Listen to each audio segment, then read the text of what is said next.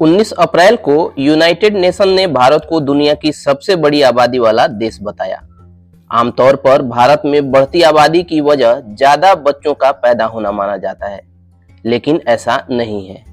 National family health survey यानी NFHS की report के मुताबिक 1992 से 2020 के दौरान भारत में प्रजनन दर 3.4 से घटकर 2 हो गई है। इसका मतलब ये हुआ कि भारत में एक महिला कभी औसतन 3 से ज्यादा बच्चे पैदा करती थी। यह संख्या अब घटकर 2 रह गई है। इसके बावजूद देश की आबादी तेजी से बढ़ी है। वहीं UN के मुताबिक भारत में 2019 के बाद से हर साल 1.2% कम बच्चे पैदा हुए हैं।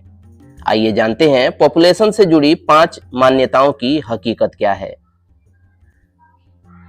यूनाइटेड नेशंस के मुताबिक बढ़ती जनसंख्या का मतलब ये नहीं कि ज्यादा बच्चे पैदा हो रहे हैं, बल्कि इसका मतलब ये है कि पैदा हुए बच्चों को बेहतर सुविधाएं मिल रही हैं। इससे उनकी आयु बढ़ी है और उन्हें बड़े होने का मौका मिला। 1990 से अब तक लोगों की उम्र में 10 साल की बढ़ोतरी हुई है। यानी 1990 में अगर जीवन जीने की औसत उम्र 50 साल थी तो ये अब बढ़कर 60 हो गई है। भारत में 1960 में पैदा हुए 1000 बच्चों में 162 की मौत हो जाती थी।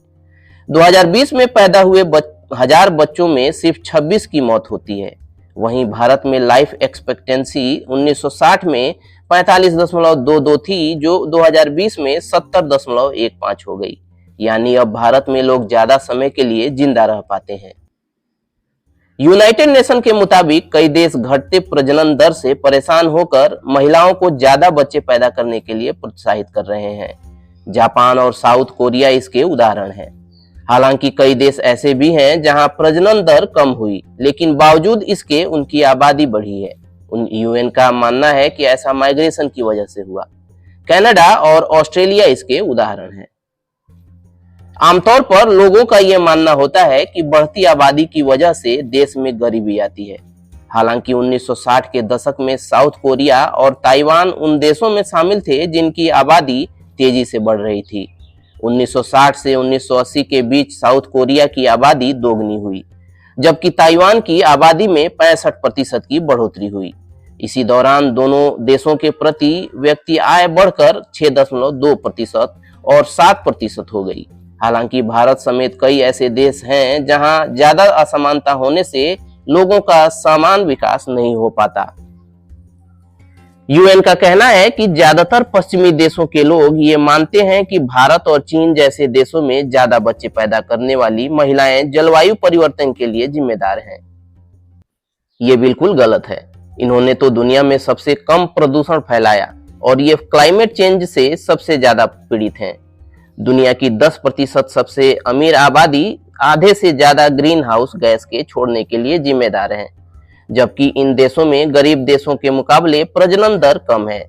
इसका मतलब ये हुआ कि केवल कम बच्चे पैदा करने से क्लाइमेट चेंज की समस्या खत्म नहीं होगी। आमतौर पर यह माना जाता है कि 2.1 की प्रजनन दर सबसे बेहतर है। यानी अपनी लाइफ साइकिल में एक महिला को कम से कम 2.1 बच्चे पैदा करने चाहिए। UN के मुताबिक ये मानना पूरी तरह से सही नहीं है। इसकी वजह है कि 2.1 की प्रजनन दर एक जनरेशन को रिप्लेस करने के लिए जरूरी हो सकती है, लेकिन इसे आदर्श मापदंड नहीं कहा जा सकता है। इसका मतलब ये हुआ कि इस प्रजनन दर से केवल उन देशों में जनरेशन का रिप्लेसमेंट होगा जिनमें कम शिशु मृत्यु दर और सेक्स अनुपात भी अच्छा है। इस प्रजनन दर को सही मानने वाले किसी जगह की आबादी में प्रवासियों की भूमिका को ध्यान में नहीं रखते हैं। उदाहरण के तौर पर यदि किसी देश में प्रजनन दर 2 से कम है और वहां काफी तादाद में प्रवासी आते हैं तो भी जनसंख्या का संतुलन बना रहेगा। चलिए दोस्तों, आज के इस वीडियो में इतना ही। मिलते हैं अगले वीडियो में। तब तक keep searching for knowledge and try to be a kind person.